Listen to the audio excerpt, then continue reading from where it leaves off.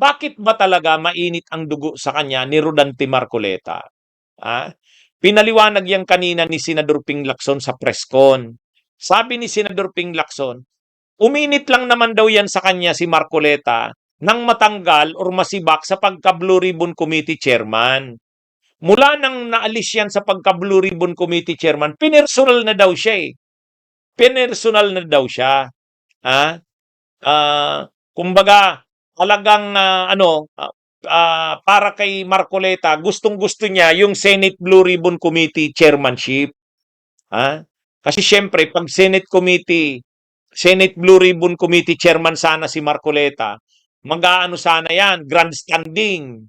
Yun naman ang hilig ni Marcoleta eh, mag-grandstanding eh, di ba? Oh. Ngayon, sabi ni Senador Ping Lacson, pinersonal na siya ng napalitan. Pero so nagsimula ba na maging kontra-fellow niyo si Marcoleta nung palitan niyo siya as Blue Ribbon Committee Chairman? Simula nung kami, yun ang pinag-ugatan ng pagiging BFF namin dalawa. Parang, ewan ko lang sa akin lang ito, parang hindi niya matanggap na napalitan siyang Blue Ribbon. Kasi alam nyo, nung nagpo-form kami sana, nasa minority kami noon, kami 5. Senator Soto, Senator Lawrence, Senator Mix, Senator Risa, and ako.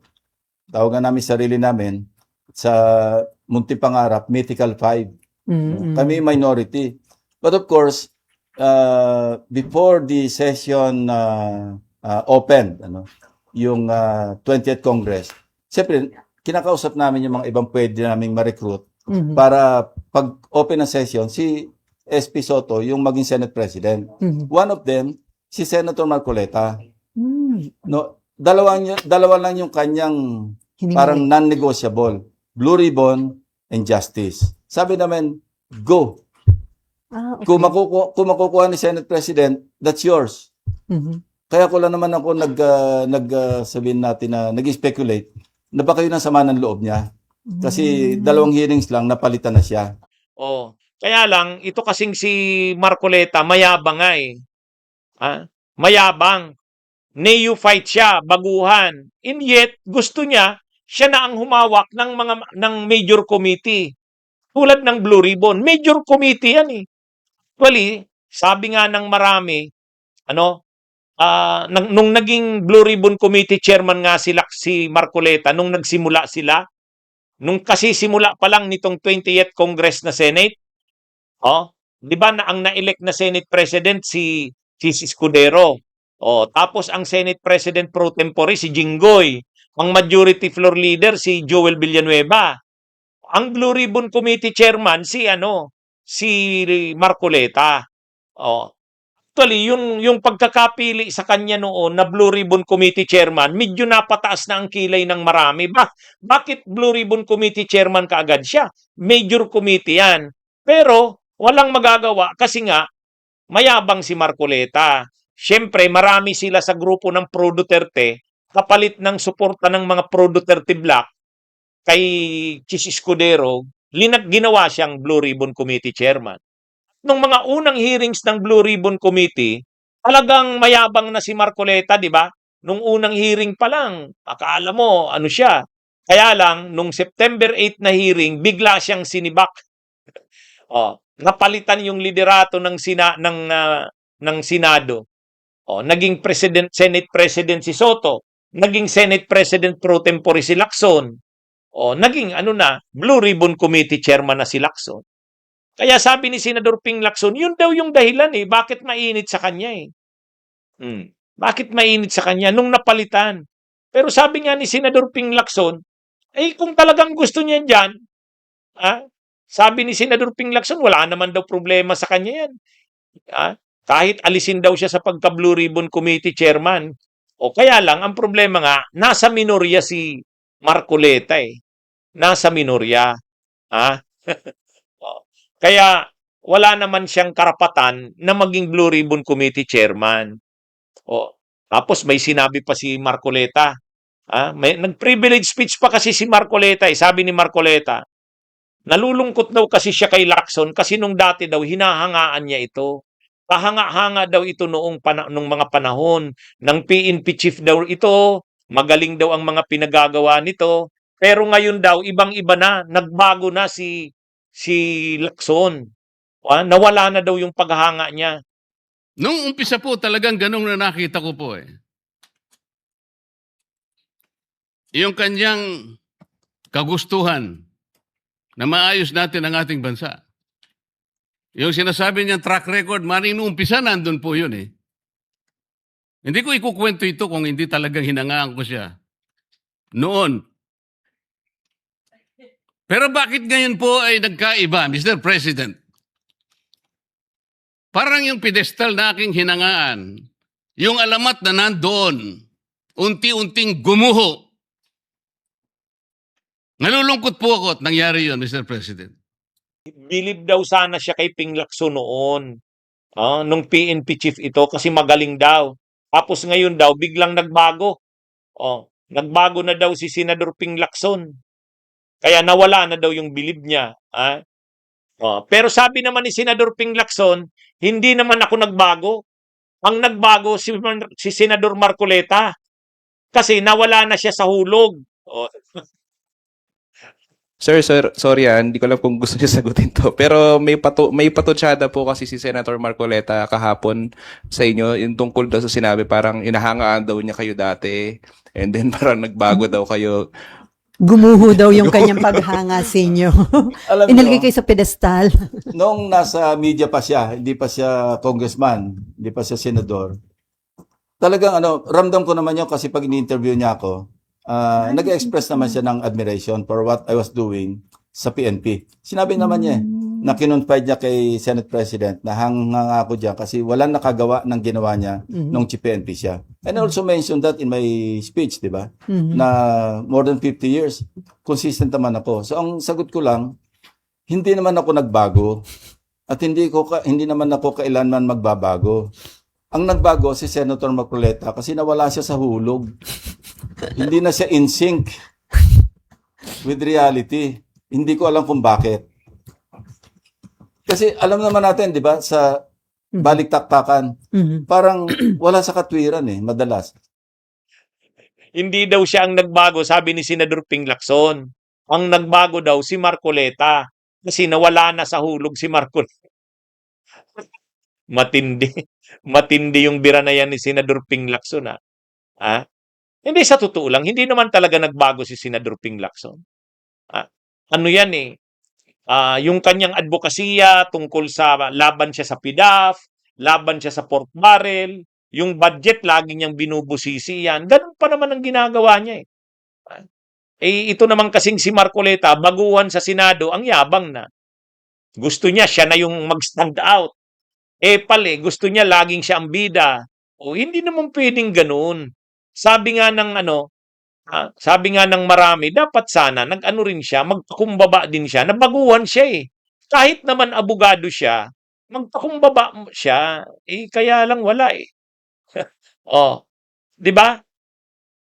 Ano yan mga kabunyog, mga kababayan? Yan ang nangyari diyan kay Marcoleta Yung kakulitan niya, yung yabang niya nung nasa Kamara, dala-dala niya sa Senado. Kasi nanalo siyang senador lalong naging mayabang. Di ba? Lalong naging mayabang. Pero siyempre, si Senador Ping Lacson, hindi niya naman yan pwedeng ganyan-ganyanin na lang. Hindi yan pwedeng bastusin niya. Tsaka si Senador Ping Lacson, may paninindigan yan. Ang gusto ni Marcoleta, magbaw sa kanya si Lacson. Hindi pwede. Katulad nung isang araw, ang gusto ni Marcoleta, ma-interpellate niya si Senador Ping Lacson. Ang sabi ni Senador Ping Lacson, hindi ako magpapa-interpellate. I will not yield. Bakit? Unang-una, hindi nga nila pinirmahan yung report niya nung Blue Ribbon Committee chairman. Ng Blue Ribbon Committee. Tapos ngayon, gigisahin siya, igigrill siya, i-interpellate siya. Hindi naman sila pumirma sa report. May I ask Senator Lacson if he wishes to yield some questions by way of interpellation? Senator Lacson, I'll say it again, Mr. President. Until the partial committee report is submitted or filed with the Bills and Index Division, and until after I have sponsored the partial committee report, I'm not yielding the floor. Kaya, kumbaga, wala namang report na naipipresent dahil nga hindi naman pumirma sila Marcoleta. Tapos ngayon, igigrill siya. O, sabi ni Senador Ping Lacson, hindi ako mag-yield, hindi ako magpapa-interpellate. Nagpakampi ngayon si Marcoleta kay Senate President Soto. Nagpakampi. Oh, Mr. Senate President, this is very unusual. This is highly unusual. Mr. President, that is very highly unusual. Why would Senator Lacson make a precondition that the partial report should be signed by at least a majority of its members before he can yield? Oh, pero sabi naman ni Senate President Soto, hindi ito unusual. Kahit nung panahon, matagal na daw siya sa Senado, yung nagdi-deliver ng privilege speech, may privilege siya kung magpapa-interpellate o hindi. May I place on record that it is the prerogative of any member of the Senate to yield or not yield.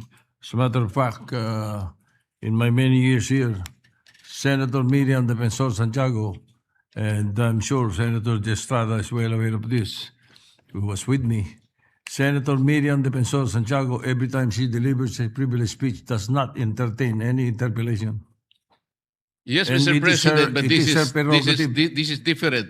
And then, Because if as I said, it is the prerogative of Senator Santiago, and it is likewise the prerogative of Senator Lacson, because he wants that, as he mentioned, he wanted that his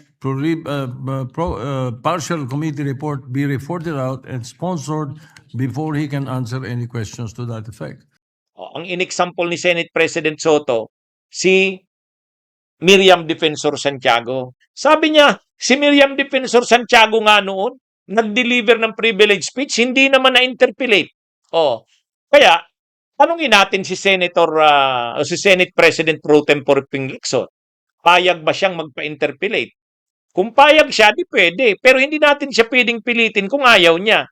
O, sabi ni Senador Ping Lacson, hindi. Hindi siya magpapa-interpellate. O, yan. O, kaya lang, hindi pa rin tumigil si Marcoleta. Binastos pa rin si Senador Ping Lacson. Kaya ngayong araw, nag-press con si Senador Ping Lacson. Binira niya na ngayon, in-expose niya na itong si Marcoleta ay may 500 million allocables at pwedeng imbestigahan pa yan. Meron daw sulat kamay ni late Undersecretary Cabral na nag-allocate siya ng 500 million pesos na mga projects daw kay Senator Marcoleta. Bibigay raw ito sa ombudsman. May iba pa ba raw bang evidence versus... Actually, meron pa. Oh. When he was chairman of the Commission on Appointments Committee on Public Works and Highways, siya kasi nag-confirm kay Secretary Bonoan. And I heard this from other congressmen who were then members of the CA and until now, members pa rin ng CA. Nung nilabas ko yung merong isang congressman na nambukol sa mga kapwa nila congressmen, actually lumapit sila sa akin nung may CA kami. They're egging me, tuloy nyo yan, Senator. Kasi kami yung mga nabukulan. Oh. So, nabukulan sila I will ni... not mention any name, pero yun ang sinabi nila. Pero saan ang bukol yung BFF mo? Meaning, no, I'm not Okay. wag nyo na akong dalhin doon. Basta Okay, sir. ito yung facts, as narrated to me by some congressmen. Na dahil kino-confirm yung DPWH secretary, bigyan nyo kami ng projects. At hindi lang ako kasi marami kami rito, 12 kami rito sa panel ng CA. CA. Actually, 1.5 billion daw yung hinihingi. 500 lang yung binigay. Tapos nakanganga yung mga ibang kasama sa CA kasi wala namang nakuhang project. So sir, may mga documents tungkol doon? Hindi, I'm not, ang sabi ko nga, titingnan natin baka mayroong mga substandard at sa ghost do sa mga items, sa mga projects na pinagbigyan, na implement. Ayan, mga kabunyog. Ha? Bunyog, bunyog, halikan na kasama ka. Bunyog, kapag buklod ay may pag-asa. Luzon, Visayas, Mindanao, isa ang pananaw. Sa bagong Pilipinas ang bunyog isisigaw. Bunyog, bunyog.